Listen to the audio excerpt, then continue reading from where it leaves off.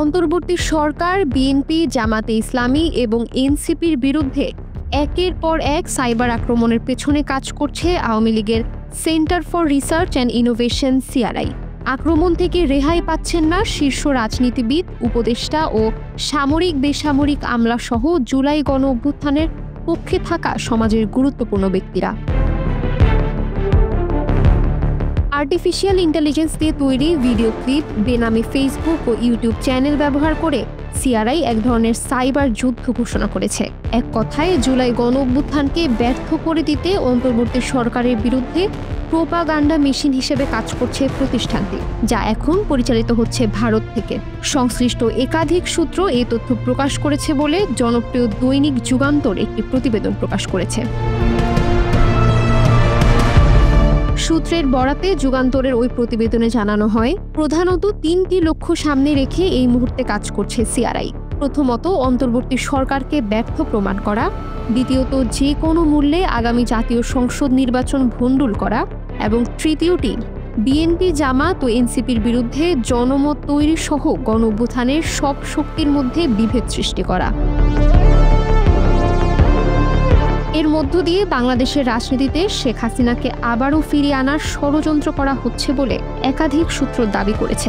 এজন্য প্রতিষ্ঠানটির পক্ষ থেকে দেশে বিদেশে বিপুল পরিমাণ অর্থ বিনিয়োগ হচ্ছে। প্রসঙ্গত, আওয়ামী লীগ 2009 সালের শুরুতে সরকার গঠনের পর 2010 সালে সিআরআই এর কার্যক্রম শুরু হয়। ধানমন্ডির 32 নম্বর সড়কে অবস্থিত শেখ মুজিবুর রহমানের বাড়ি ছিল প্রতিষ্ঠানটির ঠিকানা, কিন্তু বাস্তবে গোপন নানা জায়গা থেকে পরিচালিত হতো সিআরআই এর কার্যক্রম। জানা গেছে, ক্ষমতা হারানোর প্রাথমিক ধকল কাটিয়ে উঠে গত 3 মাস থেকে ফের সক্রিয় হয়েছে সিআরআই। তবে এক্ষেত্রে প্রতিষ্ঠানটির ব্যবস্থাপনা ও কাজে ব্যাপক পরিবর্তন আনা হয়েছে। এর আগে দীর্ঘদিন সিআরআই এর মূল দায়িত্বে ছিলেন এই মুহূর্তে মার্কিন যুক্তরাষ্ট্রের ভার্জিনিয়ায় বসবাসরত হাসিনা পুত্র সজীব ওয়াজেদ জয়। এছাড়াও শেখ রেহানার ছেলে রাদওয়ান মুজিব সিদ্দিক ববি, সাবেক অর্থ প্রযুক্তি প্রতিমন্ত্রী জুনায়েদ আহমেদ পলক সহ শেখ পরিবারের একাধিক সদস্য প্রতিষ্ঠানটির ট্রাস্টি বোর্ডে রয়েছেন। অভিযোগ রয়েছে, আওয়ামী লীগের গবেষণা, তথ্য কার্যক্রম পরিচালনা, নীতি নির্ধারণ, প্রচার প্রচারণার কাজের কথা বলা হলেও আদতে সিআরআই এখন ভিন্ন কাজ করছে। শেখ হাসিনাকে দেশে ফেরাতে আওয়ামী কালচারাল ফ্যাসিস্ট যাদের বলা হয়, তাদের সংগঠিত করে কাজে লাগানোর প্রজেক্ট হাতে নিয়েছে।